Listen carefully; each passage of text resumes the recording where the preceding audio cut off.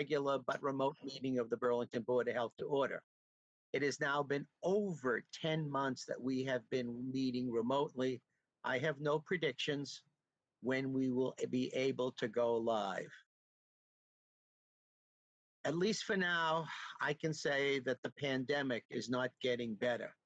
And I must admit that I really miss seeing everyone in person. I hear today the first individuals in the UK received their COVID-19 vaccine dose, and I hope that's a step in the right direction. Board member Libby Wallenjevitz, as she always does, will represent everyone here in reciting the Pledge of Allegiance. Thank you, Dr. Werner. I pledge allegiance to the flag of the United States of America and to the republic for which it stands, one nation, under God, indivisible, with liberty and justice for all. Thank you so much, Libby. You're welcome. I am Ed Weiner, and I'm chairman, and remotely with me are board members David McSweeney, vice chair, Dr. Wayne Saltzman, Libby Wallenjevitz, and Mary Beth Welch. Also along with us are Susan Luminello, who's the Director of Public Health, Christine Mathis, our environmental engineer, Sarah Kurtamash, who is our Board of Health Administration and our host this evening, and Dawn Cathcart, our recording secretary. And as always, Chris, thank you for all of the outstanding BCAT professionals who work so hard to make this program and many other programs within the community possible. I thank you very much. We are still operating in a declared state of emergency with special rules for public meetings. Mr. McSweeney, our Board of Health Vice Chair, will provide the legal requirements for tonight's meeting. Mr. McSweeney. Thank you, Mr. Chairman. Pursuant to Governor Baker's March 12th, 2020 order suspending certain provisions of the Open Meeting Law, General Law, Chapter 30A, Section 20, and the Governor's March 15th, 2020 order imposing strict limitations on the number of people that may gather in one place, this meeting of the Burlington Board of Health is being conducted via remote participation. No in-person attendance of members of the public will be permitted, but every effort will be made to ensure that the public can adequately access the proceedings as provided for in the order. As a reminder, that persons who would like to listen to or view this meeting while in progress may do so by tuning into BCAT Government Cable Access Channel, the BCAT Government Meeting Facebook live feed, or over the phone at 408-418-9388. Meeting number 179-484-0087. That's telephone number 408-418-9388. Meeting number 179-484-0087. Also, we will be monitoring the comments on Facebook Live to see if there are any that the board may wish to address. And as a reminder to the board, all votes are required to be done by roll call for this virtual meeting. And with that, I will turn it back over to the chairman. Thank you, Mr. McSweeney. Again, note that we're live on BCAT and available for comments and questions through this video technology. Everyone, remote meetings and chairing remote meetings are not easy. Preparation is many times that of an in-person meeting. Please understand we're doing the best we can. In this pandemic, we're all in this together. We do not have any minutes for approval this meeting, which takes us to citizens' time.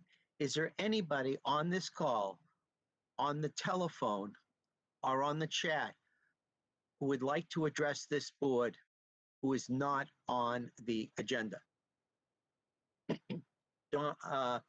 Dawn or Sarah, do you see anybody? Nothing on Facebook. Thank you very much. Then we'll move on to chairman's report. Before I give my formal chairman's report, I want to say a few words about a former member of our board. On November 19th, Burlington lost an important and wonderful man. James Dion sat on this board for 22 years. He worked for the town school department for most of his adult career and was first elected to the Board of Health in 1993. I had the privilege of sitting with Jim for so many Tuesday evenings for so many years, working together as a member and supporting him when he served as our chairman. He was always there and always did what needed to be done. One of our favorite Board of Health stories took place when Jim was the board's chair. The town administrator at that time had an issue with a public health policy. The administrator did all that he could to give him a hard time and bait Jimmy into an argument. Jim looked at me, he rolled his eyes, he looked directly at the guy, he chuckled and walked out of the building, easily handling a now very frustrated administrator, handling them perfectly. I learned from Jim on that day that a look and a smirk and a laugh could be so much more powerful than any confrontation. He was a real family man, although he spoke so much about the love of his life, Pauline, his kids, and so many of his relatives. He also loves just as much what he called his second family, the town of Burlington.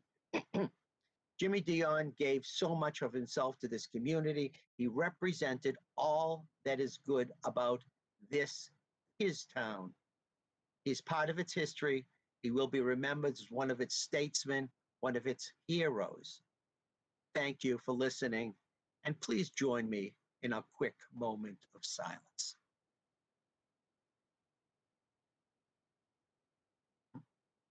Thank you very much. These times continue to be extraordinary. As I and all of our board members have said before, the coronavirus and COVID-19 is not going away quickly. We continue to face many never-been-seen challenges, but the Board of Health is meeting all of them head-on, using innovative plans that we developed not last year, but many years ago. As an indication, we remain, although surrounded by communities in the red, Burlington remains in the yellow. And part of that belongs to the Burlington Board of Health. Over the past weeks, in addition to all we've needed to do to keep this town safe, we continue to perform all the duties of a public health organization. Town development, including drainage, sewerage, site plans, subdivisions, environmental issues and inspections, household hazardous waste, health inspections, biotechnology permitting and review, communicable diseases review and actions. It goes on and on and on. Our volunteer medical reserve corps, now over 250 strong, has assisted in so many ways, now training for and assisting in contract tracing imperatives. We have regular discussions with the school committee. I speak to its outstanding chair, Christine Monaco, almost 3 or 4 times, almost every day, more than 3 or 4 times a week, and school leadership. Our staff responds to scores of complaints involving the pandemic and continue to take many questions from our town. Yes, the Board of Health has been and continues to be in the forefront. I want to thank everybody who has done so much for our community. Over the past 2 weeks, our staff and board members have been over the top busy. I want to thank all the board members for calling into the office regularly, especially because of the many very difficult issues and times that we have experienced over the last 10 days. I want to thank every Board of Health member and its staff for their commitment to this town. Our next agenda item is subcommittee reports. And I believe that our Vice Chairman, Mr. McSweeney, has a report and update for the board. But I'm going to ask for a motion to please move the subcommittee report to after hearing so we can have an appropriate time and maybe what will turn out to be a lengthy discussion. So could I please have a motion to move that after the hearing? So moved. I have a motion by Dr. Saltzman, second by Libby Wallen-Jevitz. All in favor? David McSweeney, Aye. Dr. Saltzman, Aye. Libby Wallen-Jevitz, Aye. Mary Beth Welch, Aye. and I vote aye, 5-0. Thank you so much. Which will take us to applications for an irrigation well, 29 Stony Brook Road. I think that Ms. I'm trying to think whom. Susan, you or Christine? Christine. Christine Mathis, our environmental engineer, will bring that to the board. Hi, good evening. So you have before you a well permit application for 29 Stony Brook, which is a single-family residential property. The recommendation is to grant the irrigation well permit with the 13 associated conditions that are outlined before you. And I think we have the applicant here, Mr. Rico Sella. Yes. Hi. Hi, how are you? So I can take any questions from the board. No, no questions. Mr. Seller, I just have one, and that is you saw the 13 conditions and you agree? Yes, I do. Yep. Does any of the board members have any questions about this application for irrigation well? Mr. Chairman, just to clarify that the applicant is aware that they still have to abide by and I'm sure it's in the orders, but they have to abide by the water bans as it pertains to the town of Burlington? Yes. Yes, that's correct. Yep. I think it was item 13. That's correct. Okay. With that, do I have a motion? So moved. I have a motion by, who is that? I'm sorry. Mary was that Beth. Mary Beth Welch, second by Libby. Libby. Any other last discussions? Mr. Chair, I just wanted to clarify via our environmental engineer. Item 3, the monthly maintenance and review. What does that entail exactly, Christine? It doesn't say monthly, it just says they're required for I'm sorry, it requires a monthly inspection just to Right. make sure the well's in working order, you know, the casing isn't broken, that the no potable use sign is in place. And how is that enforced or recorded, or is that just understood that that's what the owner will do? It's an understanding that the owner will do that. Okay. Any other questions? Do I have a motion? I think I have one, don't I? Yeah. Dawn, Yes. that was by Mary Beth. Mary Beth, second by Libby. Libby Wallen-Jevitz. I'll put it to a vote then. All in favor? David McSweeney, Aye. Dr. Wayne Saltzman, Aye. Libby Wallen-Jevitz, Aye. Mary Beth Welch. Aye. And I vote aye, 5-0. Thank you very much for coming. You clearly have the conditions. We wish you well. Okay, great. Thank you so much. Thanks for coming. Yep. Bye-bye. Hearings, hearing request 19 Kearns Road. I think that our Director of Public Health, Susan Luminella, will be presenting that to the board. And I just want to note to everyone that there was a very lengthy report that you must have in front of you. Thank you very much. Ms. Luminello. Yes, it's 19 Keens Road, and this hearing was requested by the tenant of the property after a housing inspection. And all of the information in my statement is in the materials that have been provided to the board. But I think just to make that a short statement, I did an inspection. I saw no violations, so I did not write an order letter. That's on the there was two inspections. The first inspection, there was the heat was not at the correct temperature, and the violation was corrected that same day, so an order letter was not written for that.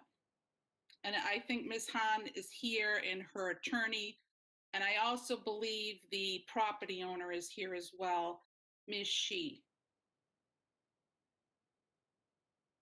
I just want to make sure that I understood everything. And I have spoken for transparency with Ms. Hahn and Ms. Shi that the apartment is illegal and the Burlington building inspector has ordered it to be vacated. Is that correct, Susan? Yes, the letter from the building department is included in your materials. Okay, and that indicates that no one should be living in that apartment. Is that correct? That Miss Shi should not be renting out the rooms in that home. Okay. Thank you very much. Since Ms. Hahn has requested this hearing, I will turn it over to her. Mr. Chair, just a quick point of order before hearing Ms. Hahn. If the tenancy is illegal, and from what I read from the material, that there is no understanding that a tenant can occupy this building, why is the board listening to a report from a tenant? So she requested a hearing, and it's in response to that request. Okay, Maybe but her attorney wants to speak on that because I think he advised her to request the hearing. even though there's no tenancy in place where, obviously, if a tenant has an issue, they do have the ability to report it and do have the ability to come before the board. However, this individual is not a tenant because tenancy is illegal. So I'm just trying to understand the rationale about entertaining a tenant when no tenancy exists. Again, We can move forward. I want to put it for the record. No, I think it's a valid point, but I think the issue is on the owner, the homeowner, and that they're accepting rent for a dwelling that shouldn't be rented. No, well, I think since this is a hearing that was requested by Ms. Hahn, that we should ask her why she Yeah. requested the hearing, and maybe we can move on from there. But I just want to understand it because our director has not found any violations whatsoever. The house, the apartment is illegal. From what I understand, that the owner has provided or has asked her to vacate. So to that end, I'm just going to ask Ms. Hahn to speak, or whomever represents Ms. Hahn. Hi, my name is Mark Potvin. I'm a legal aid attorney at the Northeast Justice Center. I've been retained by Ms. Hahn to represent her tonight, and I did advise her to file for this request. Regarding some of the preliminary issues that were mentioned, the state's sanitary code is what this hearing is under. And the state sanitary code protects all residential occupants, not just tenants, but residential occupants. And that's a very broad term to include anyone who lives in a residential property, whether or not it's legal or not. They have the protections of the state sanitary code, and the owner of that property has to comply with the code. Right? So even though the property has been deemed to be an illegal rooming house by the building department, the protections of the state sanitary code still apply to the residents of the property. And I want to make that very clear. Thank you. Okay. Son? I'd just like to address the issues raised in her hearing request, if I may. So she has made 3 different requests for inspections, at least to the Board of Health. And she doesn't believe that those inspection requests were treated properly as required by the state sanitary code. And I just want to briefly go over some of the provisions, the relevant provisions of the state sanitary code that apply to her hearing request. The first one is that inspectors have a duty to classify violations, and the code is very clear on that. It's section 410-700, and it says if any conditions specified, certain ones, there's like 12 really serious ones, if they're found to exist, the code says it shall always be deemed a condition which endanger and materially impair the health or safety and well-being of an occupant. And included in those 12 things that are the most important are a failure to provide adequate heat during the winter, and that's 68 degrees during from 7 to 11 at night and 64 degrees between 11 and 7 in the morning during the heating season. The other issue that seemed to be important, if there are problems with the structural elements so that there's leaks coming into a property, that's one of the other ones. The next provision, yes. To that end, nobody argues that it was 58 degrees in the apartment. Nobody argues that our director went there in the midst, and I'm just going to put this to you, Mr. Potvin. I'm sorry. You got it. We are in the midst of one of the most extraordinary times in which we are working round the clock to keep this community safe. And in the middle of that, of all of the things that our director, environmental engineer, health inspector, and health agents, we broke away and we went right there and we noted that it was 58 degrees. They called the owner who changed the thermostat immediately to 68, and she had heat. There's no question. There was no order necessary because she corrected it immediately. I agree with that. Okay, so let's move on. What I disagree with is that there was no inspection report that complied with the state sanitary code that was issued by the inspector. Okay. Inspection report, there's 2 very important things that are important to an inspection report. And the state sanitary code says the inspector has to sign it. There's no signature on her report. And it has to be signed under the pains and penalties of perjury. And this is extremely important because if you have a report that has that signature under the pains, penalties, and perjury, it is deemed admitted into a court of law. It's not a hearsay exception. So as the tenant and the landlord are fighting in court, we're going to have to subpoena your Board of Health inspector to come into court and maybe have to wait all day to be able to testify in front of a judge, where if she had filed a proper inspection report signed under the pains and penalties of perjury, we wouldn't have to call her. We wouldn't be wasting your time, her time, my time, the court's time. That's the issue here. There was an improper inspection report done about the no heat. Okay, let's So, hold that for a second. Mr. Chairman, if I Yes. may, Please. if I can have the floor for a second. This sounds like more of a legal issue, in that not of a Board of Health purview issue. And I certainly want to hear this out, and I'm sure there's items that maybe we can address, but this is more of a legal issue that probably doesn't belong in front of our board at this point in time. So I would recommend, certainly I wouldn't mind hearing, some of the details, but I don't know if there's anything that as a board that we can, as a Board of Health, that we can do to address this matter at this point in time. It sounds more like a legal issue, which is out of our purview. The second issue is, as you brought up, something leaking. And on 2 occasions, I think it's 2 occasions, our inspector went out and saw no violation whatsoever. To that, can I show you 3 pictures that to the apartment on the day that the inspector was there. Were you there, Mr. Potvin, to see I it? was not. My client you- took these photographs. I we- was not we- there.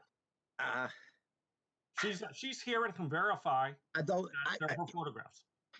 the thing is, we don't know when the photographs were taken. I mean, that's, if we're going to get into legal, we don't know. Do you know when those photographs, will you vouch under law that those photographs were taken when they were taken? Can you confirm that? I was not The there. Thank you very photographs were much. taken on the same day. On the same day, under oath, the photographs and the videos were taken on the same day with the selectman Nicholas Priest on the phone call. Nicholas Priest has no, we're speaking to the selectmen. Our Director of Public Health, Susan Luminello, has noted that she did see no, Susan, did you see any violations? So I saw water on the floor, but I did not see anything leaking from the window. Here's part of the problem. There was I could not write a violation on something that I did not see. Let me address this for a second. I know her report says that she inspected and saw no leak from the window. If you look at Ms. Hahn's request for inspection, she never mentions a window. It was coming from the ceiling. That's where the leak was from. I have two photographs showing a wet spot on the ceiling, and I have a photograph of water on the floor. When she called, it was raining. When the inspection happened, the rain had stopped both times, on the 23rd and on the 30th. We have videos she's taken when it's rained. You can see the rain coming right into the room. We could show those to you. I saw no water dripping from anywhere when I did the inspection. Is this a housing code issue? You know, I've spoken to, and please, you know, Ed, I'm a little, I know, probably concerned because I think that we have sent and we have bent over backwards to go to Ms. Hahn's apartment on many times. We have called on many times the owner, from what I understand, and we do not see a violation. So if my director, with her many years of experience, sees no violation, I have to go with, as chairman and representing this board, if she says there's no violation, and she can be very tough. So I believe at that point, she saw no violations. when you see water on the floor, you're saying there's no violation? When it stopped raining and there's water on a person's floor? Were you there, Mr. Potvin? I was not. Maybe you should come out next time. I've talked to my client. She's willing to testify under oath. She has photographs. She has videos. We're willing to share all of those with you this evening. So let's say, without getting in this he said, she said, what is Ms. Hahn looking for now? She's looking for an inspection report that cites that violation and an order of correction. Ed, could I ask a question on the report? This is Mary Beth. On the report, it says the written order. It says yes or no.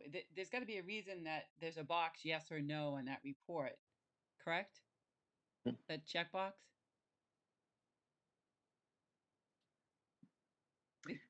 She will file a report, but but she cannot perjure herself either, Mr. Potvin, saying that if she did not see a violation, she's going to say, you'll get your report, but she says she didn't see the violation. I always said to Ms. Hahn that was it raining again, that she could call Ms. Luminello right away. And because of the intensity and the seriousness of this situation, that she would drop everything. In the middle of a pandemic, she would drop everything and go directly to that house. It rained this last weekend, and I told her to call. I even said over the weekend, she could call me or she could call Susan Luminello. She did not. So we are willing, if once we can see the violation, we will move as fast as we can. I open this up to any other members of my board. I don't know what to say. I disagree with what you told me because Susan threatened me that don't call Board of Health again. We will never come to do the inspection again. No reason. That was exactly what she told me on November 30th. Did I not tell you, Ms. Hahn, that she would come out if you called her the next time it rained, and she would come out? Did I not tell you that when you called my house? I don't have her phone number. I don't have Susan's phone number. You told me that when it rains again, I called again. She told me the same thing on the November 24th.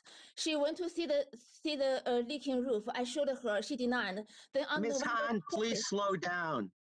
Nishwa da Taikwaila, which in Chinese means you're speaking quickly. so on Please slow November down. I want to be 30th, able to hear you. I can't. It's on difficult. November 30th, I called the Board of Health.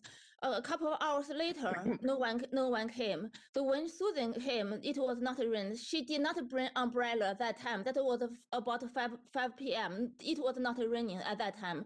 Then I showed her the wet floor. She denied again. She said no violation. I showed her the watermark on the ceiling. She denied. She said no violation. So what else can I tell? So, and Ed, you told me over the weekend I should call you. You did not tell me. You never tell me that I should call you over the weekend. You told me on Friday it will raining again. I should call It was again. going to be raining on Friday to call the Board of Health. We'd be right there. Friday it didn't rain. Friday I was at a housing court for the motion to dismiss for the landlord eviction case. The case was dismissed by the housing court. Just to let you know. I don't understand that. Mr. Potvin, Susan, did you want to say something? Yeah, I just wanted to say, I did not tell her that she couldn't call us again. What I said was it's not necessary to call continuously. She called several times that day, and Sarah in our office had taken her message, and, I got back to her as soon as I could. So there are other things going on, and I need to respond to other things as well. So I responded as quickly as I could. It was a same-day response. So Susan, what is our purview within this realm? So it sounds like the heat was corrected after the complaint. So if there is a leaky roof, what is our purview as a board to help address Ms. Hahn's issues? I mean, I think we're willing to address them and help her, but I'm not understanding how we can help her, I guess. So if there is a problem with the roof, I have to see that. I have to witness that. And Right. once I do, then I write an inspection report, and I'd write an order letter and send it to the property owner to correct. Okay. Now, if I don't see it, I cannot write an order letter on it. So I believe the property owner is on this meeting or in this meeting. Did I hear that? Ms. Shi, are you on the call? Ms. Shi, are you here?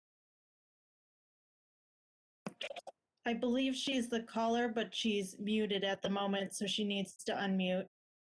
Can you unmute her, Ms. Kodamash? I can only send a request to unmute. So if Ms. Shi is on the phone, does she not acknowledge that there is a leaky roof? Is that the point? Well, I just would like to Ms. Shi, can you unmute your phone? Apparently not. She doesn't know how, or she does, for whatever reason, she's not on.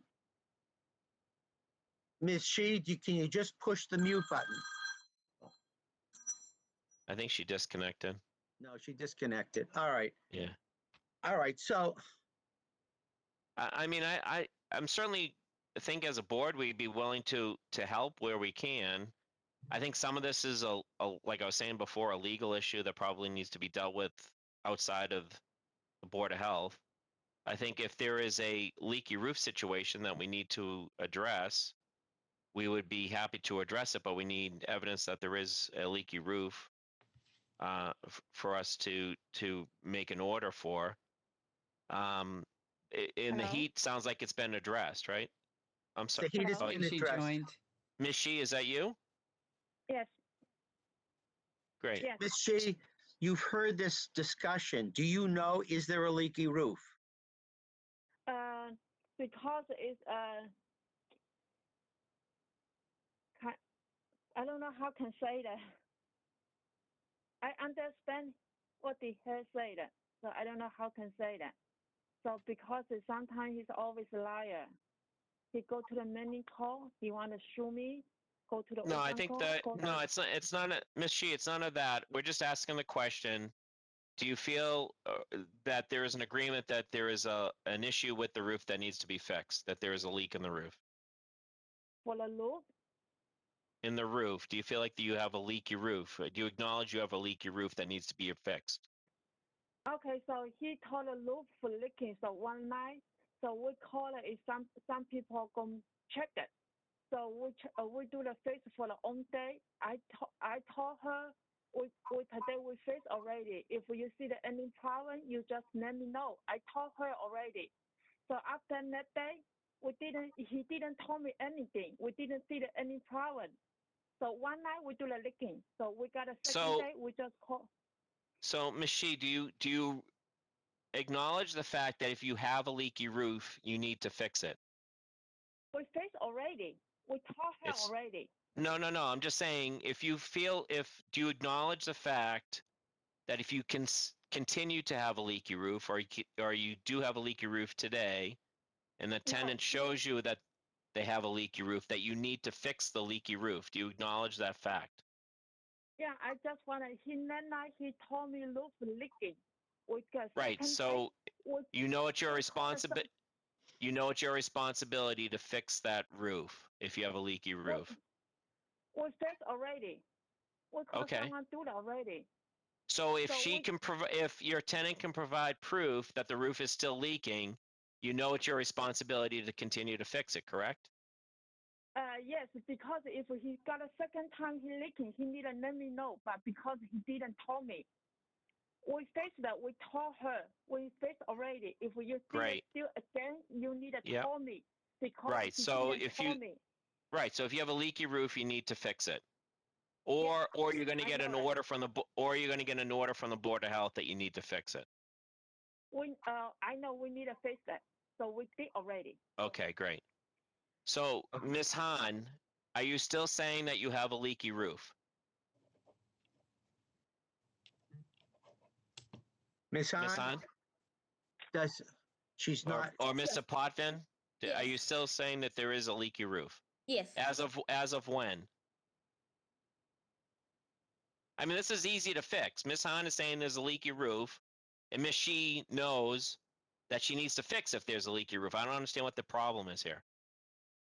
The problem is the problem is the landlord. listen, one at a time, please, one at a time. One at a time. One at a time. Listen, One I at a time. know that Ms. Khan and Ms. Shi have major disagreements in many things concerning that apartment. I have heard from both of them. Let's say they are in total 180-degree positions. So I know that. The key is if it's leaking, it must be fixed.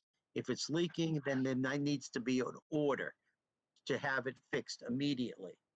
So I'm stuck in the middle that Ms. Shi, Ms. Han says it's But we're leaking. not. But Ms. Han still says it's leaking, and I think It's leaking. It leaking to a certain extent that I could not stay there. So it's not livable condition. I showed my attorney about those leaking situation, and the Board of Health refused to. No, we're not refusing. Ms. Han, Ms. Han. Not Ms. Han, Yeah. Ms. Han, please calm down for a second. Okay, we're here to help you. As a Board of Health, we're here to help you. If you're saying it's still leaking, where are the leaks occurring? Where are they occurring? I provided those videos to Dr. Weiner already. It's on the ceiling of the bedroom where there's a bedroom, and you can see it in the videos that we could present tonight. Okay. And Ms. Shi just admitted and committed to fixing those leaks as long as we can provide proof that the ceiling is still leaking. So, I think we're here to help the best way we can. We just need proof that the roof or the ceiling is still leaking, and Ms. Shi committed to fixing them. So what are the next steps as it relates to fixing the leak, if there is a leak? I guess the conjecture is over whether or not there is a leak. So, Mr. Potvin, if there is a commitment from the landlord, whether it's a leak or not, to have some come out and correct it immediately, would that satisfy your position? If we get proof that, and having proof that someone came out and did the work, yes. Okay. Mr. Chair. Yes, please. So so now I'm concerned about something else now. I mean, I understand where we are with this roof leak, but now I'm concerned about something else, which may be more significant. Since we're not talking about a tenant, we're talking about an occupant in a situation which is not legally allowed in the town.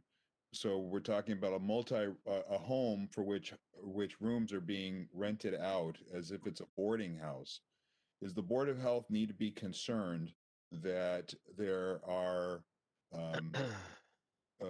unsafe issues or non-code issues that would compromise the safety of the occupants who are there that we need to address with the owner beyond an issue of a leaky roof, but sanitation, et cetera, as Mr. Potvin has indicated. I'm just concerned now, this has been brought before us, and I understand the main issue. Now I'm saying this is now before us. Do we need to do anything further to look at whether or not the home is safe for the occupancy it is now allowing under a situation that is not legally allowed?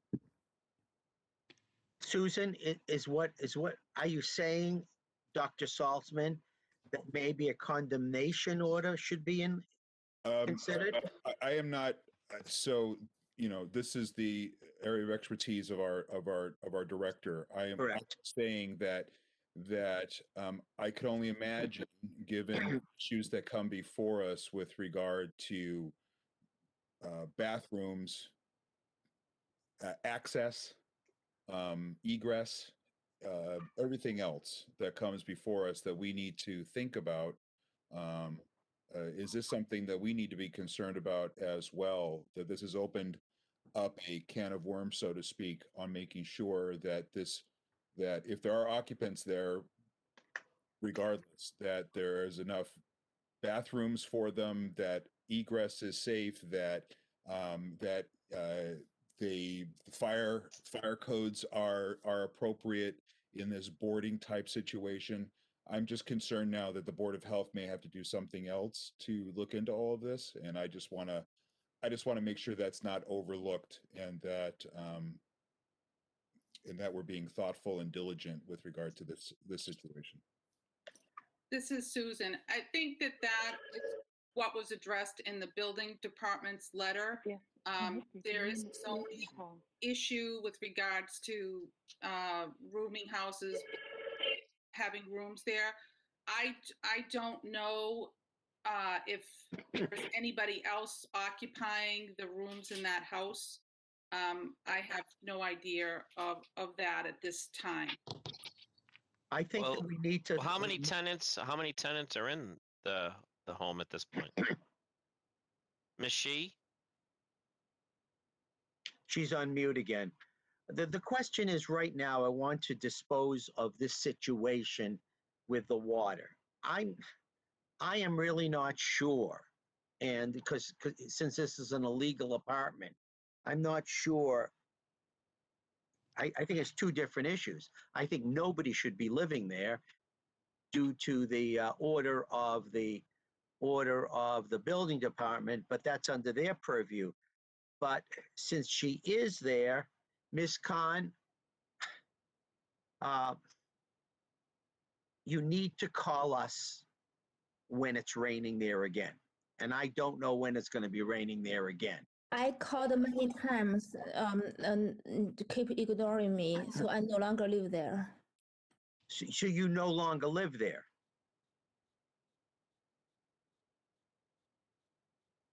Mr. Potvin, she no longer lives there? She just moved out.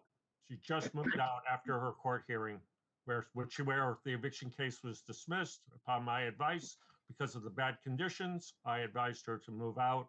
She was also being threatened by, she got a restraining order against one of the other residents there because she was assaulted by another resident.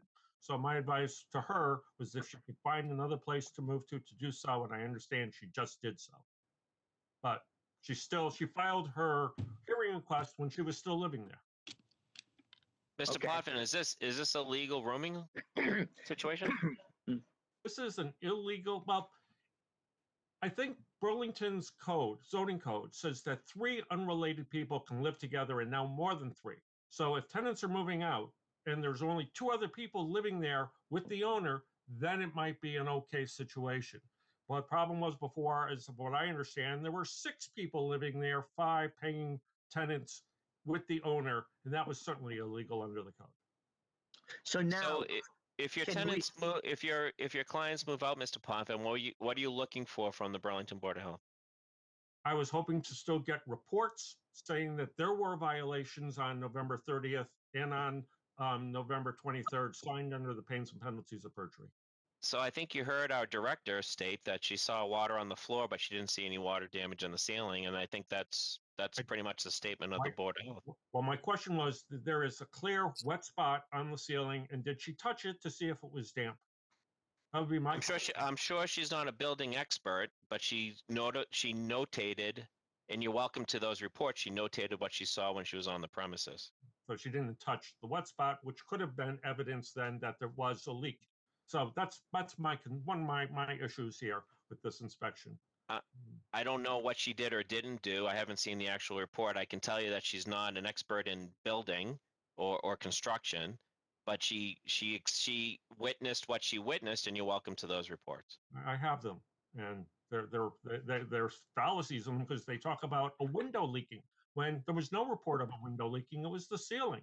So well, it's not fallacies. She reported what she saw there, and I've known Susan for many years, and I've never once known her to make any fallacies, good or bad, in any situation. So to say that they're fallacies, I'm not going to accept that. I'm not going to accept it on behalf of my director. But I can tell you, she reported what she saw, and you have those reports. She reported what she saw, and you have those reports. Tonight she said she saw water on the floor. It's not in her report. But she said it tonight, but it's not written in her report that there was water on the floor. I've seen the pictures. There's a damp spot on the ceiling. That is not mentioned in her report. So there's omissions from her report. She did not write down everything that she saw.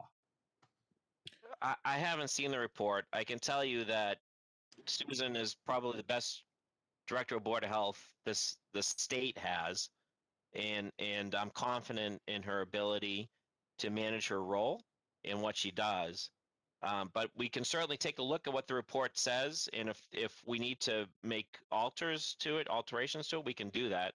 But I'm pretty confident that it's accurate. She's not a certified construction or GC, and she doesn't have that ability. And I want to quote. It says inspected window / roof in bedroom during rainy conditions. No water leak coming from the window or roof. No violation noted. Heating was working and thermostat set to 68 degrees. I think it's pretty clear. Ed and David, thank you for David speaking on behalf of the director as well. I've been on the board now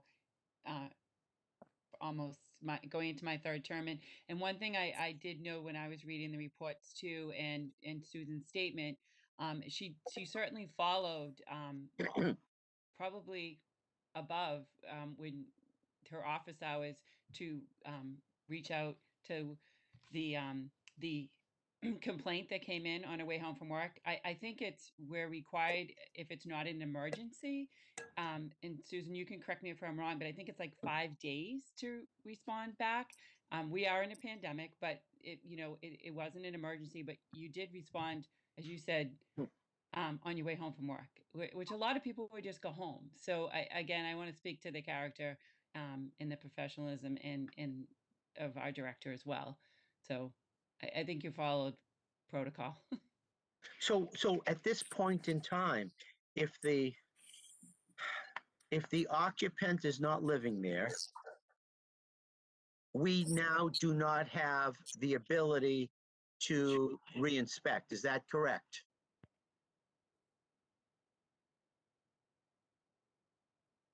Ms. Hahn, we do not have the ability to reinspect. Is that correct?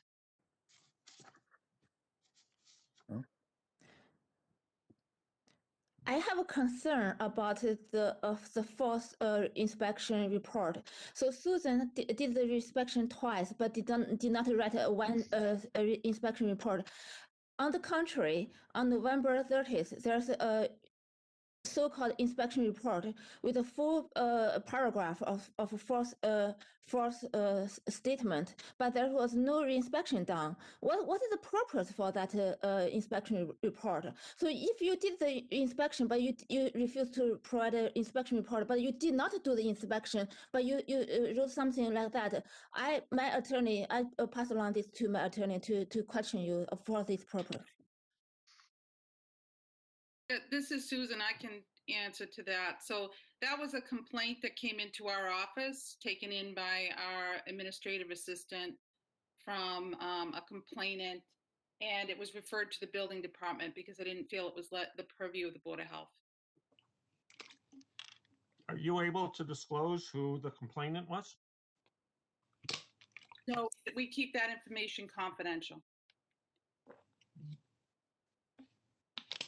And that was in the purpose of keeping it confidential is for what purpose? So that people will call us when they have issues. And this is just a response. This is just a report of a phone call. That's all it is. And in fact, you would have never seen it from what you would have never seen it if you hadn't asked for it. Is that correct, Mr. Potvin? That's correct. So nobody would have seen this ever. That was, for the most part, an internal memo, an internal email. And unless you asked for it, nobody in the world would have seen it except Ms. Luminello and the Sarah Kortemash, our administrative person. So we're not sure about that. We think that form may have been submitted to the housing court to try to damage the reputation of Ms. Hahn. Susan, did this go to the housing court, this email? Well, the email, no. I mean, it's public information, so if anybody wants to review our files, they can. But did you provide this to Ms. Sheen? I don't believe Ms. Shee did a records request. She did not. So the only person who has it is this board, because we are going to have the discussion today. And Mr. Potvin, you have it. Yes. You have it, and it would have never even come to this board unless you requested it. And since you did, obviously we are obligated and happy to provide you with any documentation you asked for. But clearly nobody has it but you and Ms. Kwan, and mine will be destroyed tonight. I don't know what else to say at this point, except I'd still like to have a proper inspection report for the 23rd for the heat being at 58 degrees or whatever it was, signed by the inspector under oath, and a revised report, at least to mention the water on the floor on the 30th during that inspection. Again, signed under the pains and penalties of perjury. Susan? Yeah, I'm happy to do write out the full, we have a template form for our inspection report. I'm happy to do that, say that it was, document that it was at a certain degree on an inspection report and sign it. That's not a problem. I can do that, put it in the file, send it to Mr. Potvin. And then as far as the second report goes, I suppose I can put an amendment in the file that just says I saw water on the floor and did not see a wet spot on the ceiling. Would that be appropriate, Mr. Potvin? Well, it's helpful. I obviously, I've seen the pictures of the wet spot. I see the wet spot. I believe it was there, but I don't know what But you else to weren't say. there. Susan saw the wet spot in the ceiling, but she asked me, this possible from a previous water leak? I told her, yes, this problem has been going on for months. So she saw the wet spot. She saw that. Yes, Susan, please. So it was a stain and it was not wet. It was a water stain. It's not wet, but you didn't touch the roof. You didn't touch. How did you know it's not wet? So now we're not talking about a wet spot, we're talking about a stain. Is that correct? I just want to make sure I understand. She saw a stain. Can we show you the picture? Can I share with you what it looked like? I don't think it's I don't think it's appropriate right now. I think you're going to get exactly what you want, Mr. Potvin. You're going to get an amended report that says that there was a stain on the floor, and you're going to get Stain on the ceiling. was there a stain on the ceiling, Susan? So yeah, there was like a brown mark. You're going to get a revised report, and you're going to get a report for the heat. So I'm based on what you've asked for and based on what we hear, I think you've gotten everything you want. I appreciate it. Thank you very much. And look, Mr. Hearing, Ms. I would Hunt, be happy. you've spoken to me. I have talked to you. I told you we're going to try the best for you. If this is what you need, then we will get it for your attorney. And I've spoken to Ms. Shi, who says now that if there really is a leak, and I'm not going to say there is or there is not, that she is committed to fixing it. But at this point in time, is it moot, Mr. Potvin, that if she's not living there, there's no way we're going to get in there and inspect an empty room, an empty place? Well, I think the Board of Health does have the right to go in to inspect units, even if there hasn't been a request from a current occupant, because it's just part of the Board of Health's general police powers. If they suspect there's problems in a building, they have the right to go in and inspect. And we could show you videos of rain falling down taken last week inside the apartment, but this board is not wanting to see it, but we have it and we could share it with you tonight. And you can go in and see it. Also, my attorney has requested to put a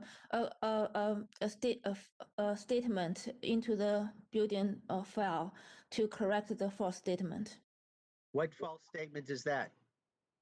There's an inspection form dated November 30th. There was two dated November 30th. I'm trying to say. That's the one that was referred to the building department. Yes.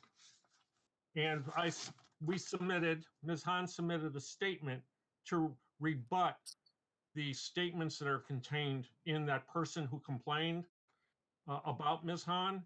And there were some false allegations, and we wanted to make sure that the record was clear with the Board of Health that there was a false report about her going to neighbors, talking about the bad heat in the property. She didn't do that. She did not do that. And we just wanted to have her statement on the record, and I assume that it's now in the record there. In case someone comes in and wants to look at the records of the Board of Health, they will see that report and they will see her statement, which is in rebuttal to it. Is that correct? Yes, Also that filed it. Thank you. Also, that false statement mentioned that I shared a bunch of documents to the neighbors. I never share any other document except the restraining order. Ms. Hahn, did you submit a rebuttal that's in the file? I want to make sure I understand that. She has. You put in and is that part of the record now, Susan? So that's already within. Can I ask if that was shared with the board for tonight's meeting, Ms. Luminello? I believe, no, it was not. Okay. No, I do not have that. Not that I see that. I had no knowledge that she wasn't living there till now. No. I didn't either.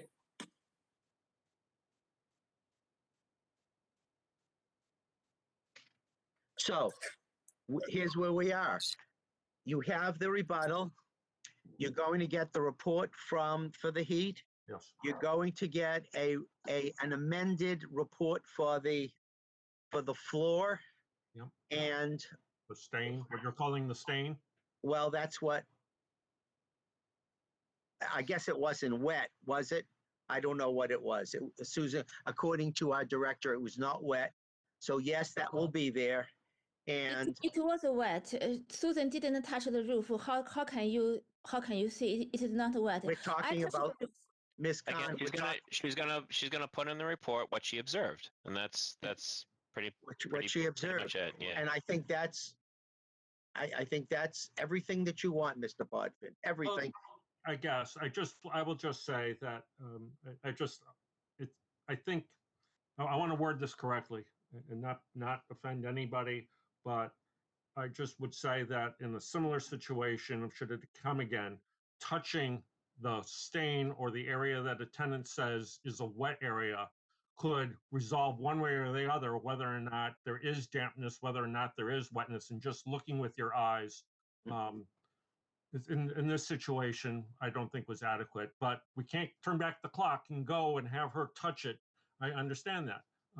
So we are where we are, and you're trying to make the best that you can do with it. We're trying to do everything that you would like us to do without in any way bending the truth or reporting something that has been sworn by our director she did not see, that we trust. So to that end, And I have to just say that I have not heard anything other than transparency tonight. No indication of any desire to be deceptive in any way, and ongoing advocacy of members who live in our community. So, and I'll tell you, I've spoken to Ms. Khan, Ms. Han, I spoke to Ms. Shi, I spoke to Ms. Shi's lawyer, as well as now you, Mr. Podvin.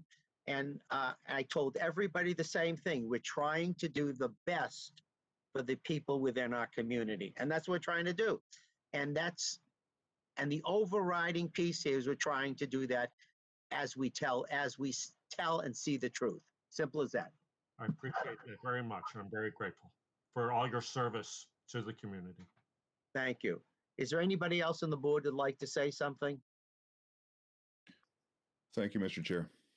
Thank you, Mr. Chair. Susan, thank you for all you do, Susan. I know this has been difficult, but I can tell you, you always tell the truth, and I want that on the record. And I would support you to the wall.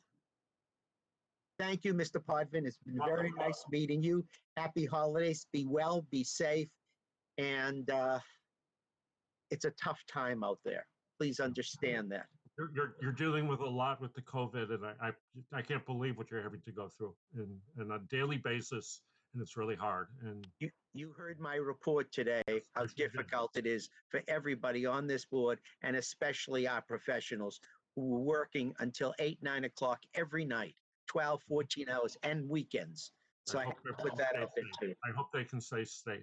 All right. Thank you. Thank you. Good night. Nice meeting you all. Good night. Thank you. All right.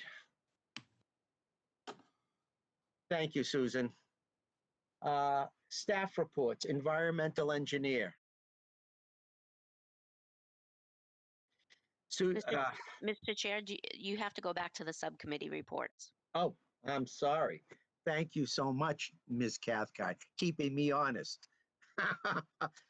Part of the discussion tonight. Thank you so much. All right, subcommittee reports. Mr. McSweeney, I know you have one, and I think that I will be involved in that, and so will Susan Luminello. Right. So we did have another subcommittee this past week, or last week, I guess it was, with regards to the new position around the associate director. And we made some progress on the job description and made some progress on the warrant article. And we have to finalize a couple of more details, which is due back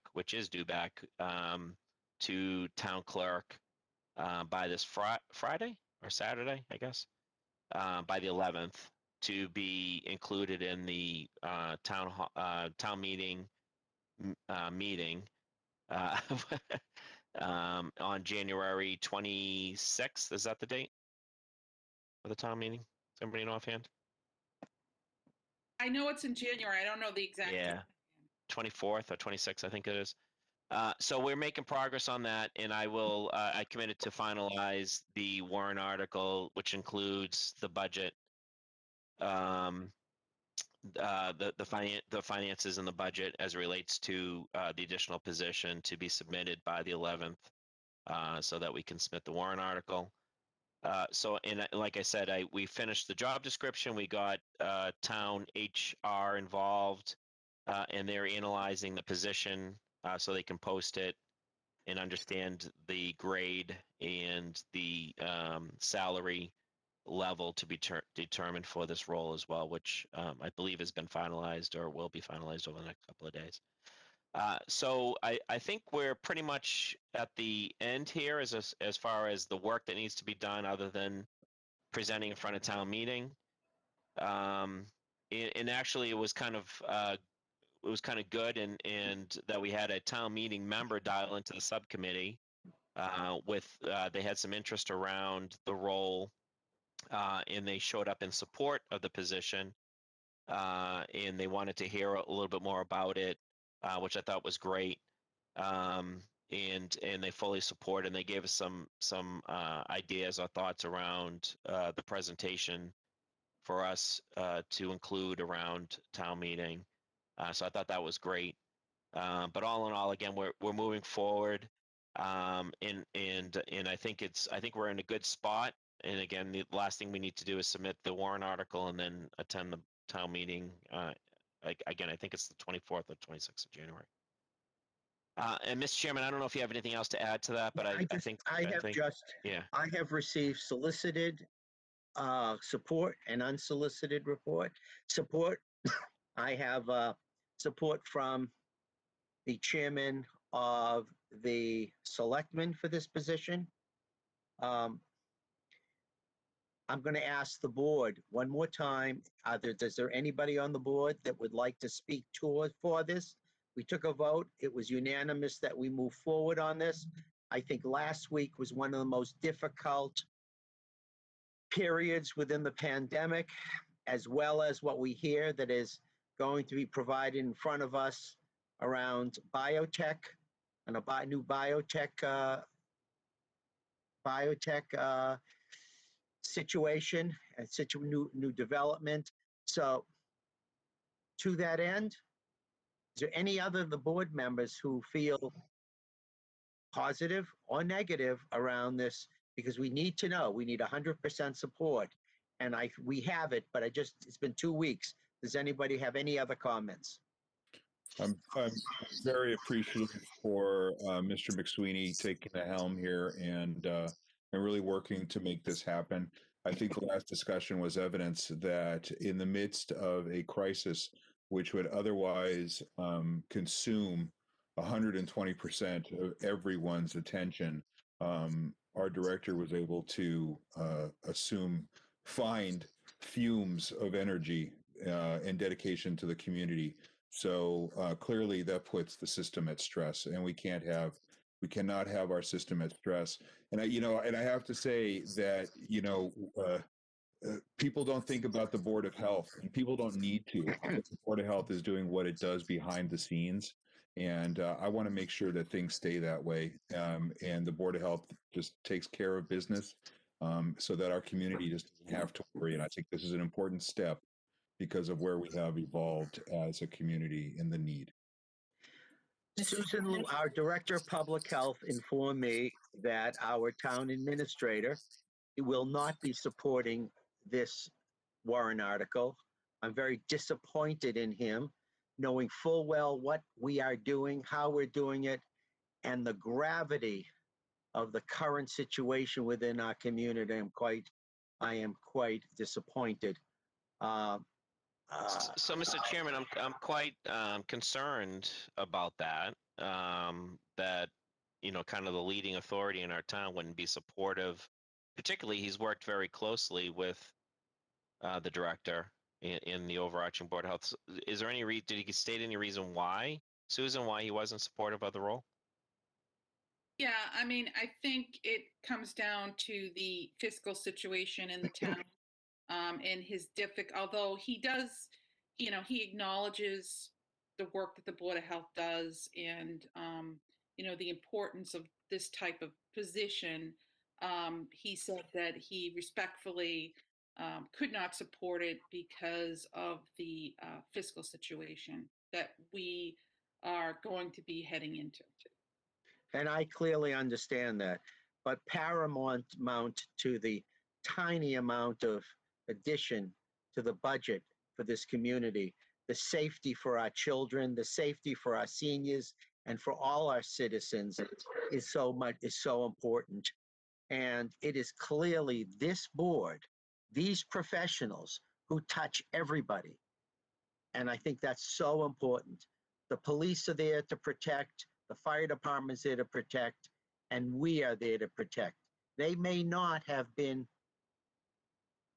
those people within our community may not have been impacted today, this minute, by any of our emergency services. But I will tell you, they have been impacted today by the Board of Health, whether it be food, whether it be development, whether it be environmental, whether it be safety.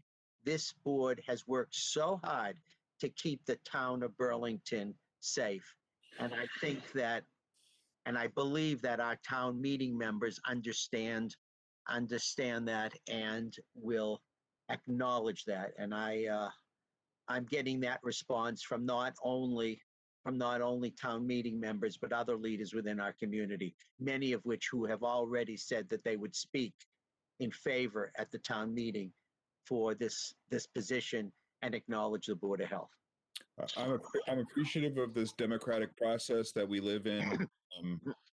Tip O'Neill said, all politics is local. So I respect our town administrator's view, but we have the ability to meet with town meeting. Town meeting is the voice of our town.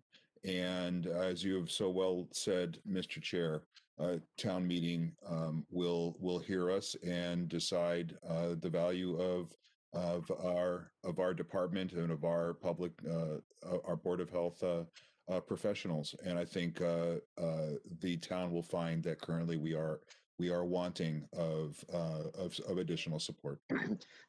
Thank you very much. And Mr. I urge everyone on this board to please pick up the phone, call the town meeting members in your precinct, let them know what's going on, let them know how important this position is, and call your selectmen. I do think that's very important too, that you call your selectmen, and they also should understand. Mr. Chairman, I Yes, have a question.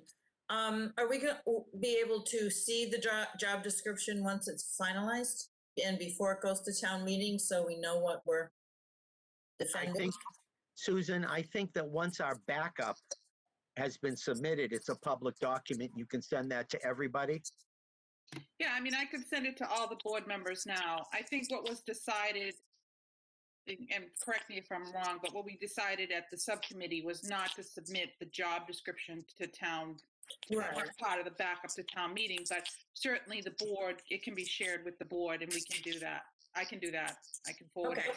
I would just like to know what the substance of it is, should anyone ask. I agree. I think, first of all, I think that first, David is going to take another look at the last draft of the backup.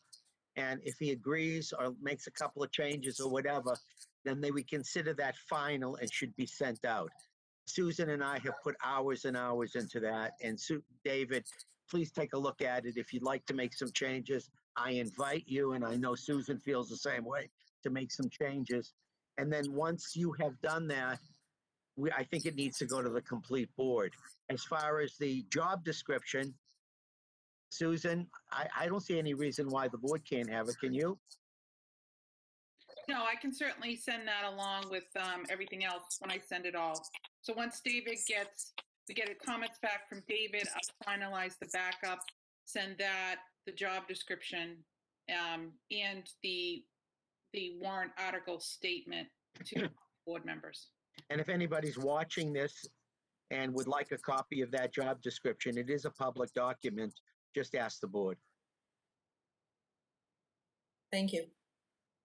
Thank you. Dr.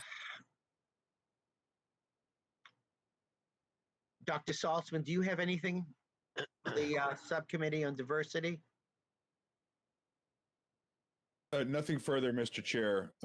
No, we are, as always, willing to work with our colleagues in the school department, but as they are hiring a diversity and inclusion professional, if we can be of any more assistance or foster any further discussion, we are available, to be sure.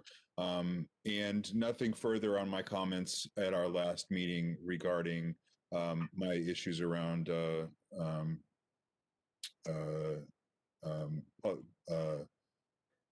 the public health issue around racism, and I definitely need to touch base with Mrs. Welch to proceed on our end with regard to any additional statements. Thank you, Vo. Thank you, Mary Beth. I guess we can go on. Is there any, if there's nothing else, we can go on to the staff reports. Environmental engineer, staff report. Christine, thank you Hi, for everything. As I said, we've had such a tough couple of weeks. Thank you for everything you do. Thank you. So just a couple of comments on my report. You may have noted that there was an investigation at Tuscan Kitchen that I responded to. It was a reaction of incompatible cleaning chemicals. It was very similar to what happened, the chemical part of it, very similar to what happened a year or so ago almost a year ago at Buffalo Wild Wings. In this case, fortunately, nobody was gravely injured. A couple of kitchen workers were sent to the hospital for one that was having a little bit of difficulty breathing, and another was sent as a precaution because they had an underlying respiratory condition. Both were held for observation and later released early that next morning. The reaction was caused by the unfortunate but similar mixing of bleach with an acidic cleaner, and those are, as I mentioned, incompatible chemicals, should never be mixed. The mixing was done by pouring both chemicals into a floor drain. In this incident, the floor drain was clogged, thereby causing the reaction to occur. One of the benefits in this situation was that it was caught immediately. Everybody was evacuated immediately, and by luck, and maybe by procedure, but all the vents in that area of the kitchen were running throughout the incident and throughout the night. So, as you know, I reported that I responded. When I got there, the fire department was there. They cleared the scene. I waited for the area manager to arrive and the property manager to arrive. and ultimately hours later for the hazmat response team to arrive. They did enter under oxygen to take readings for hazardous chemicals, airborne hazardous chemicals. They found none, thankfully. And I think it's thanks to the fact that the vent hoods were left on and the entire property was ventilated for hours. Later, after their initial testing, a cleanup crew went in and vacuumed out the contents of the floor drain and held it to be shipped for offsite disposal. So that was an unfortunate incident because, I'm hoping that people are learning from past mistakes, but better outcome here. One other point to update you on is in relation to 207 Cambridge Street. If you're familiar with that, it used to be the front occupant used to be Burlington Auto Supply. That space has been vacant for quite some time. There was a proposal put before the board last fall 2019, for the installation of a detention and infiltration system to prevent runoff from that site that had been causing icing issues down their parking lot, across the sidewalk, and partially into Cambridge Street, causing an icing buildup in a portion of one of the lanes on Cambridge Street in multiple locations at multiple times over, under winter-like circumstances. I was out there today, and even though we had some fairly good precipitation over the weekend, there was no visibility of any runoff. I did speak to the property manager for an update, and he told me that they are not in a financial position at this point in time to initiate that remediation project due to COVID. They've lost considerable income due to property income, and he would update me when they were in a better financial position to begin that work. So with that, I'll take any questions that you may have on my report. Mr. Chair, I just have kind of two follow-up questions, I guess, if you wouldn't mind. Sure. Please. So I guess, is there anything we can do as a Board of Health? Because with the Buffalo Wild Wings, and then we have Tuscan Kitchen, I know I think Susan, it's your report, or maybe it was Christine's, there was another incident at Buffalo Wild Wings with mixing of chemicals.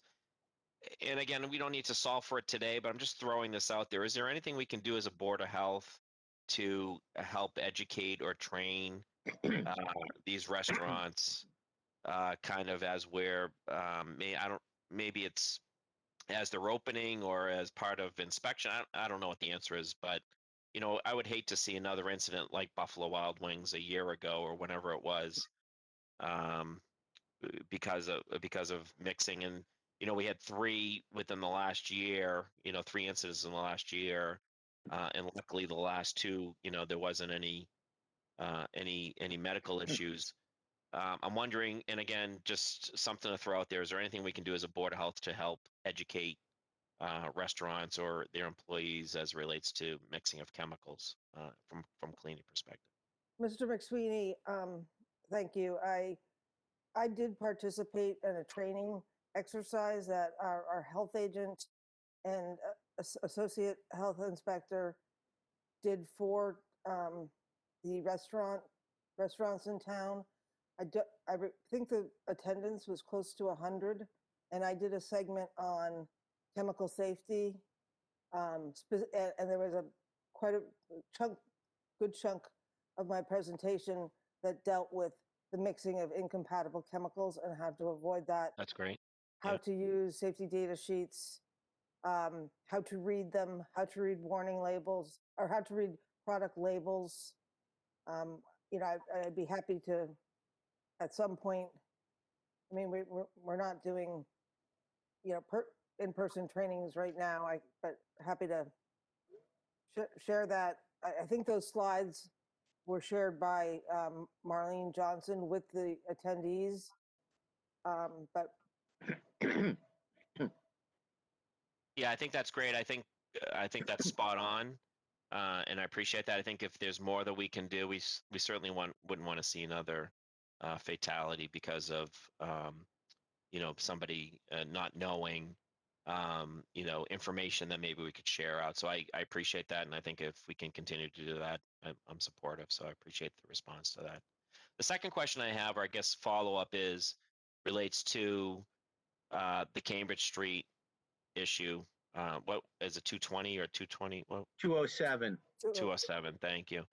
My only comment there is that they kind of sat on this for a couple of years, and I thought it was before fall of 19. I thought it was fall of 18, but maybe it was fall of 19.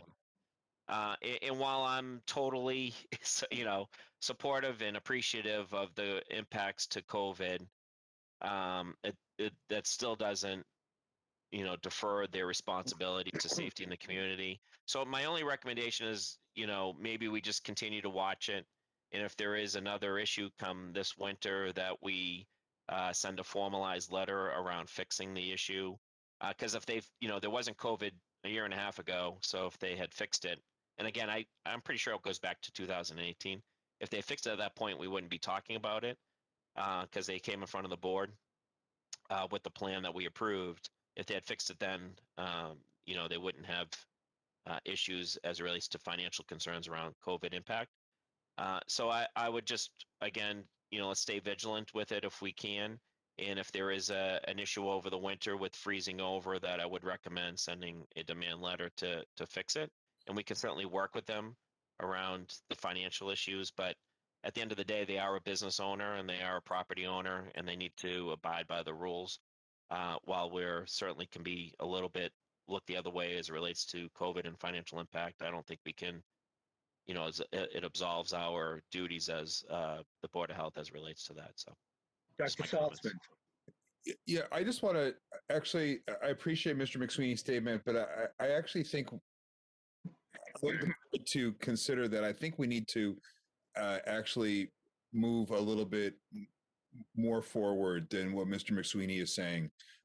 I remember the issues quite well because I drove over them every morning. That icing was significant. It affected the sidewalk. So we have two places in which severe consequences can occur from this. I would advocate in support of our community, with all respect that we provide our business owners, and the understanding of no one appreciates more than we do, what is happening with regard to COVID. I would say that something needs to be remediated. I don't think that we can wait and see what happens, knowing that that the issues may be significant. And I'm just envisioning somebody walking on the sidewalk or somebody having to come to a significant stop on a more urgent basis, and the icing that occurs that we have seen and that would occur otherwise, again, because nothing has been remediated, will cause a significant issue. So I just put that out to the board. I agree. I have this down as it's a safety issue. That's why we went at it. It was a safety issue for the people in the community. I just don't think I understand that the COVID financial situation is key here, but also so is the safety of people driving by there and people walking by there. And if there are businesses there, then I think that we need to investigate how we can move forward in doing something to remediate the issue. I mean, this is very similar to unfrozen water issues that we argue about, and we can think of rainforests, et cetera, that have not been placed well and may be dry, but reach a point in the wet that we have argued is as a potential for being unsafe, and we forced change because change was appropriate for the safety of our community. This is frozen water that does the same thing. So I just have those concerns, and I just wanted to make them known. I'd like to please look into what we can do because something's got to be done there. Susan? Yeah, I mean, I agree.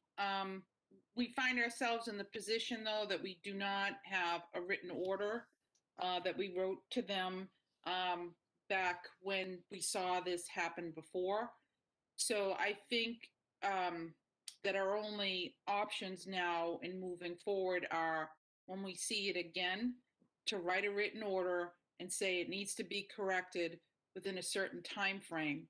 And if it's corrected within a certain time frame, then they could face penalties and need to come before the board, which we did not have the last time. So unfortunately, I don't think we have any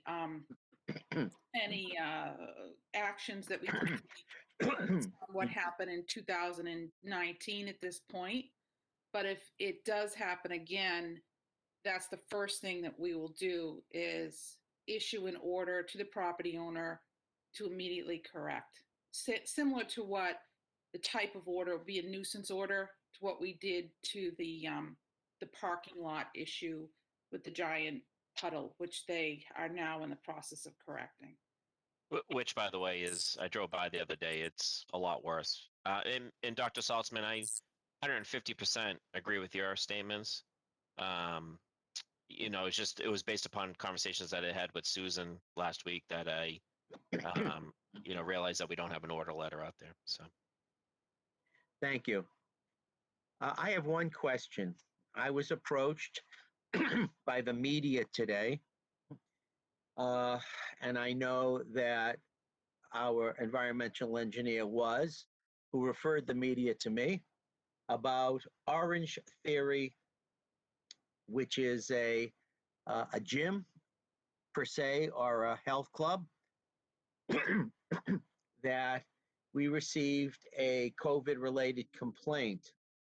And Susan and Christine, can you please quick review this so I understand what went on there? And the question is, why was there a cease and desist order made to them? And were they required to shut down? So we received multiple complaints for that location about equipment spacing and the wearing of masks or the lack of wearing of masks of participants.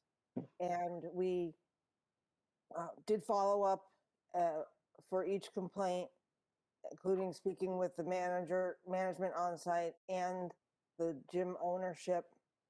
We also consulted and brought in Department of Labor standards because Orange Theory has more than one location in Massachusetts. Department of Labor standards also had conversations with the ownership, and it was understood that the sections of the standards that were not being complied with would be corrected. After that understanding was reached, we received another complaint, possibly two. I'd have to look at the details. And I went in to do an inspection one morning and found inadequate equipment spacing for the participants to be allowed to take their masks off while exercising. And how far apart was that? So the standard requires now, it is changing shortly. It requires now that if equipment is 14 feet apart, participants performing, strenuous athletic activity can remove their masks at 14 feet. Otherwise, spacing, the 6-foot spacing requirement is the standard and masks are required. When I went in, people were roughly 6 feet apart and nobody had a mask on. So that's when I issued the cease and desist. They corrected the problem immediately by changing their policy to require all participants, regardless of equipment or spacing or anything, wear a mask at all times. So, and just for your information, I'm sure you heard that the governor revised the reopening standards back to putting the state in what's called step 3, I'm sorry, yeah, phase 3, step 2. And in that step, they have added that masks are required at all times in all gyms, period. That goes into effect on Sunday. So the cease and desist order, was that a verbal or was that a written document? That was written. And you handed that, and then they corrected that immediately, Yes, same day? I believe so. So they were I not asked, so they're not asked to close? That's correct. Oh, okay. Yeah, So Mr. there's- Chair, that's a very different setup than Lifetime Fitness came before us. It's a much smaller entity. It involves much more cardiovascular health. There's much more work involved, and so I guess Christine, did they separate equipment out to be distanced? I mean, they have treadmills, rowers, they do circuit kind of training stuff. Did they separate things out so things were distanced? So equipment is distanced 6 feet. So every other treadmill is unplugged and every other rowing machine is unplugged or taped off. And they are reduced to 2 free lift stations in the back. And those are 6 feet apart, more than 6 feet apart. So they have to wear masks there. Correct. So to And- be clear, the cease and desist order was to cease and desist allowing the practice of taking masks off within, at 6 feet of separation versus 14 feet of separation. That was the standard at the time. Still the standard, well. And then now they were cooperative? Yes, And it was an issue of they did not understand the order, the That's- governor's order. that's their claim. They had an interpretation from their legal department. Apparently that was different than the interpretation of DLS. And DLS later went on to clarify that in writing to them, but there was still a breakdown in communication somehow. And DLS is the Department of Labor Services. Department of Labor Standards, yes. Okay. So thank you very much. You fixed it. I appreciate it. And Thank you. I will tell you, WBUR, which is Boston University NPR, did call me, as you know that they would, and they're going to probably call me again. So now I understand it fully. So thank you so much. And I have no idea why they responded to this type of a situation and this issue, but they did. So, and we're transparent. Are there any other questions for the environmental engineer? Motion to approve the environmental engineer report. A motion by Wayne Saltzman, second Second. by Mary Beth Welch. All in favor, David McSweeney, Aye. Dr. Wayne Saltzman, Aye. Libby Wallen-Jevitz, Aye. Mary Beth Welch, Aye. and I vote aye, 5-0. Thank you so much. Which brings us to the Director of Public Health. Before Susan speaks, I want this community and this board, because the board knows what I'm going to say. Susan has been working 7 days a week. Susan has been working till 8, 9 o'clock at night. I know that because I talk to her at 8, 9 o'clock at night many evenings. I talk to her many times a day. I cannot emphasize that there is nobody in this community working harder, nobody, than our Director of Public Health in working to keep the people of this community safe. I have said this many times, Susan, you are a hero. I know you're a hero, and I want everybody to know you're a hero. Thank you for everything that you do. Do we have any questions for Susan?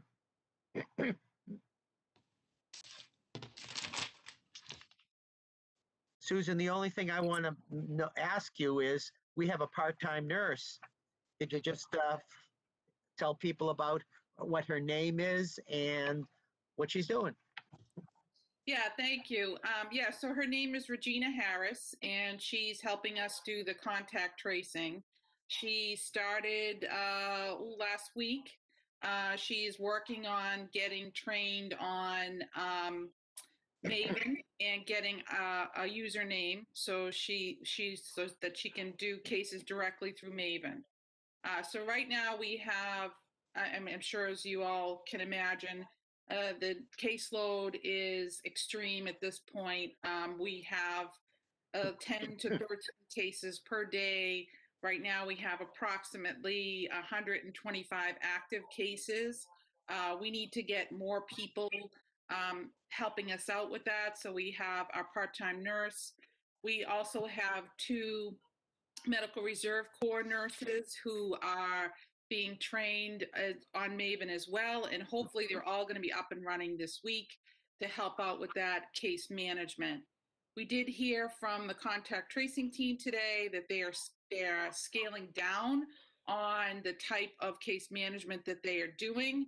They're going to make 1 phone call to cases, and if they can't get in touch with them, that's going to be just about the end of it, I think. And they'll be making that 1 phone call and won't be following up with them throughout their illness. So we're going to try to keep up. I think it's an important service to people. They need to know what their frames are. They need to know, have somebody to call if they need information. So we're doing the best that we can to try to keep up with that. And I think the majority of people are very appreciative when we call them to kind of walk them through their timelines and give them additional information. So I think it is a very important service, and we're going to try to keep doing it and trying to keep getting people in quarantine as quickly as we can. I mean, and I think that's one of the important things, is that we respond quickly so people know to stay at home, stay in quarantine. And one other thing, I'm sure you probably all saw as well, the quarantine requirements have changed, so it's no longer 14 days. Now it's 10 days. And one thing that's important for people to understand, it's 10 days from the last exposure. So if you're living with someone and you're with them every day, then your last exposure is the date that they're removed from isolation. And that's when we start counting the 10 days. So 10 days from last exposure, 7 days with a negative test on day 5. So that's the new requirements.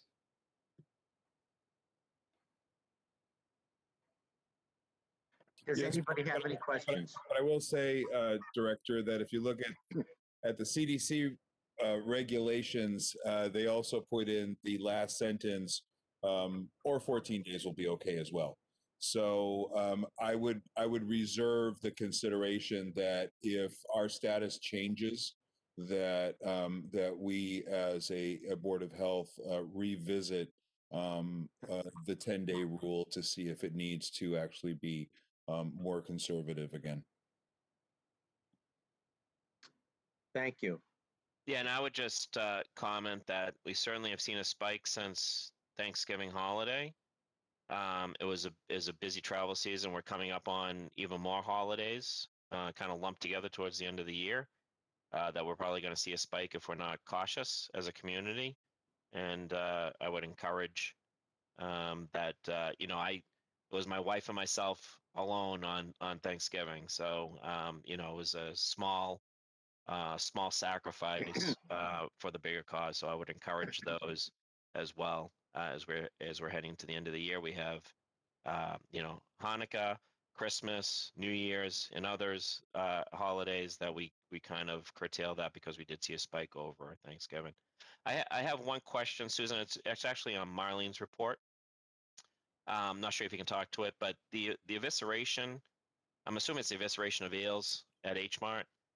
I think this is the third time since I've been on the board, at least the second, but I think it's the third time that we've had issues with that. Do you know the specifics around that? Can you talk to it and, maybe some of the, at what point in time do we say enough is enough? But I just want to get your thoughts on it.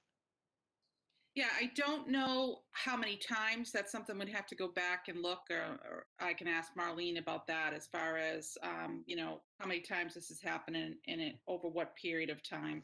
But Marlene did go out there. She saw some violations that she felt needed corrected and that people needed retraining. So she issued the cease and desist.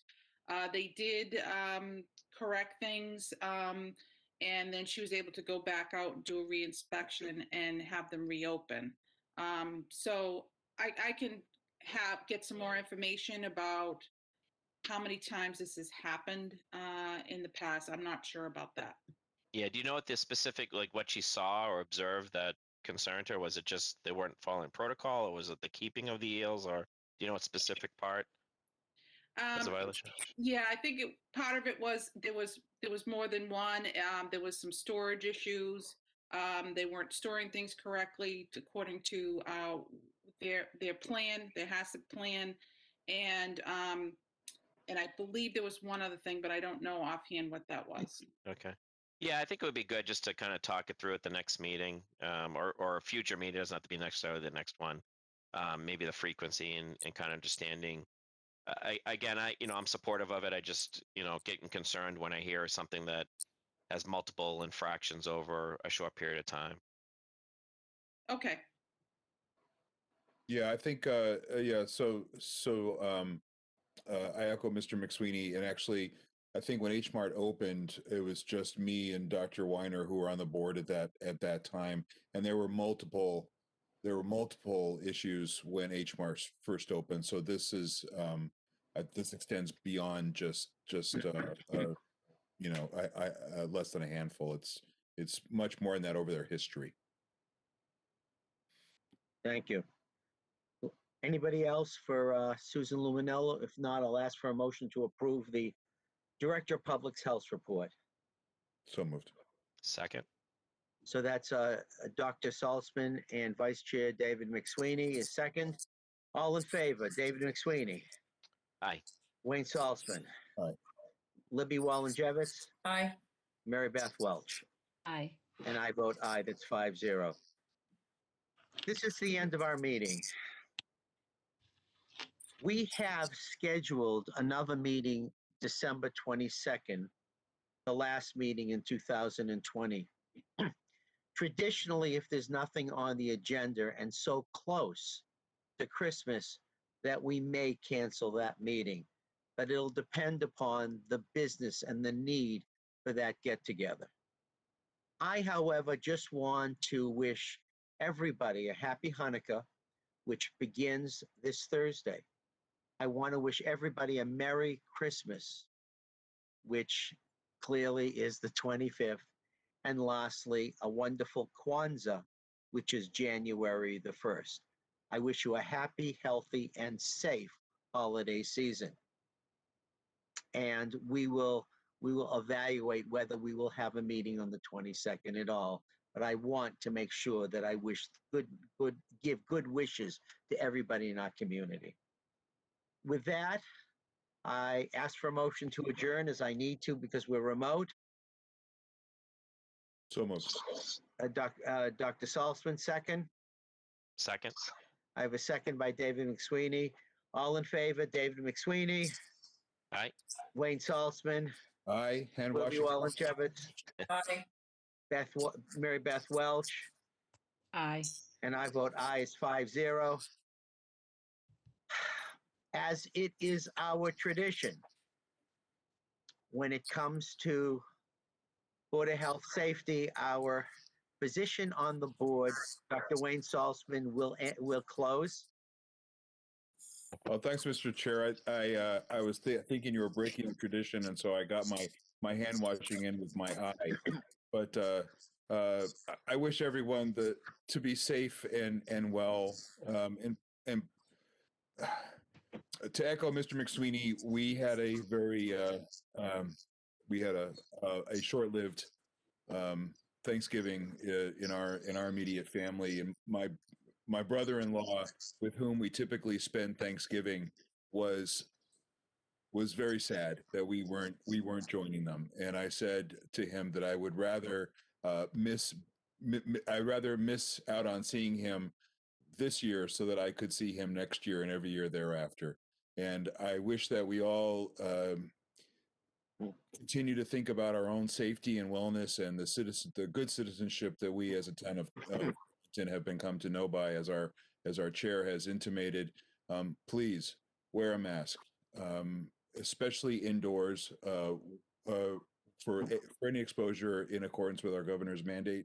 Please wash your hands, and please, if you become ill, do what you can to keep others from becoming exposed. We have a vaccine. It was given to a 90-year-old lady in Great Britain, and that's such great hope.